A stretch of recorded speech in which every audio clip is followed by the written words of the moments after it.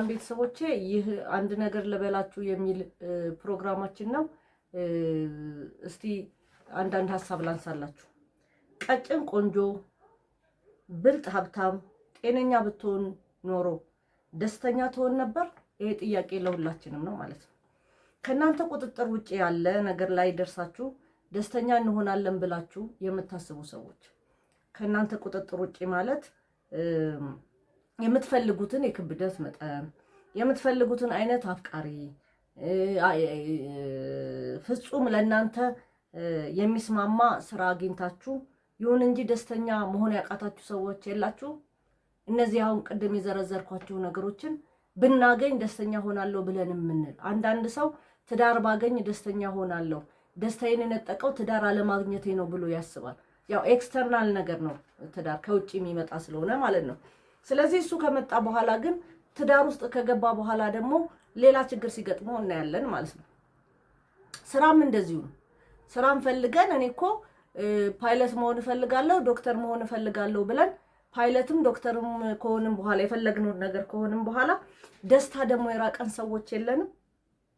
ሁልጊዜ ደስታ ከውጪ የሚገኝም ይመስልን ሰዎች አሉ።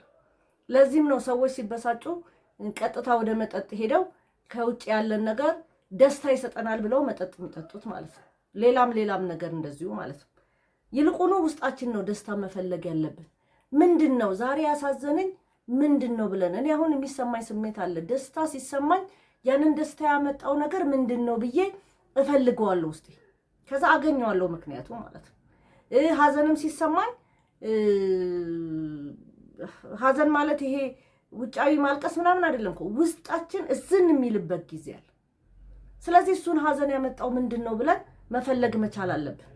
ስለዚህ መርሳት ያለብን ነገር ምናልባት አይምሯችን እየደጋገመ ያመጣው ነገር ከሆነ ያንን ነገር ለመርሳት ጥረት ማድረግ መቻል አለብን። ምንም አንፈጥርማ። ለምሳሌ እኔ በማዘኔ ምንም የማላመጣው ነገር ለወደፊቱ ነው እንጂ ማስተካከል የምችለው፣ ወደኋላ ሄጄ ማስተካከል የማልችለው ነገር ከሆነ በሀዘን ውስጥ መግባት እኔን ይጎዳኛል እንጂ አይጠቅመኝም። ስለዚህ ያለኝ አማራጭ ምንድነው? ለወደፊቱ ማስተካከል፣ ስህተቴን ማረም፣ ወደኋላ ያለውን ደግሞ መርሳት ነው ያለብን።